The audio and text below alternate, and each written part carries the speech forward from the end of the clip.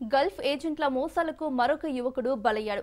పొట్టకూటి కోసం అవగాహన లేకుండా గల్ఫ్ దేశాలకు వెళ్లి చిక్కుకుంటున్న వారెందరో. ఏజెంట్ మోసానికి రాజన్న సిరిసిల్ల జిల్లా కేంద్రంలోని బస్వాపూర్ గ్రామానికి చెందిన సతీష్ అనే యువకుడు బలైపోయాడు. ఉద్యోగం పేరుతో మోసపోయి గల్ఫ్ లో అష్టకష్టాలు పడుతున్నాడు సతీష్. కుటుంబ సహాయం కోసం ఎదురు చూస్తున్నాడు. తెలంగాణ ప్రభుత్వం స్పందించి తమ స్వదేశానికి తీసుకురావాలని సెల్ఫీ వీడియో ద్వారా బాధితుడు సతీష్ వేడుకుంటున్నాడు. ఇంటికి వెళ్ళిపోతా కాలు మొక్కుతా మస్తు ఇబ్బంది అవుతుంది. తెలుగుని ముఖం చూసాను వాళ్ళని ఒక 2 ఏరన్నా పంచాను 300 రియల్ అడుగుతున్నా అబ్బా. ఎవరిని అడిగినా ఎవరు లేదు, ఇంటికాడ కూడా ఏం లేదు.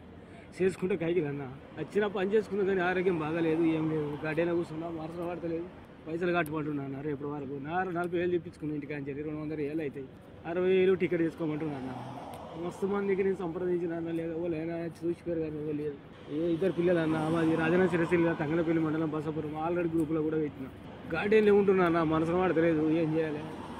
ఇంటికైతే చేపించుకుంటున్నా తినడానికి మస్తు సర్లా అందరికి ఫోన్ చేసినా కానీ ఇంటికాడ కూడా లేవన్న. చేసుకుంటే కైకిలు ఘోరంగా ఉందన్న బతుకు. ఏదో వచ్చినా కానీ ఆరోగ్యం బాగలేదన్న. 40,000 ఉన్నాయన్న అకౌంట్లో, 60,000 అని కట్టాలి, టికెట్ కొనుక్కొని పోవాలన్న. దయచేసి కాళ్ళు మొక్కు వాళ్ళని ఉంటే అబ్బా వెళ్ళిపోయాను అన్న బాధ్యత. మస్తు ఇబ్బంది అవుతుంది. వచ్చిన పంపించింటే 1000 రూపాయలు తీసుకొని కంపెనీ పంపించింది సప్లై అన్న. దయచేసి కూడా నాకు పంపను వెళ్ళిపోయాను.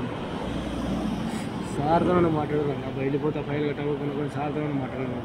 నెంబర్ కూడా పెట్టిన ఆల్రెడీ. సార్తో మెప్పించిన ఇంటికి వెళ్ళిపోతుంది. 40,000 కట్టి సార్ కాళ్ళకు కూడా మొక్కిన. సార్ 150 రూపాయలు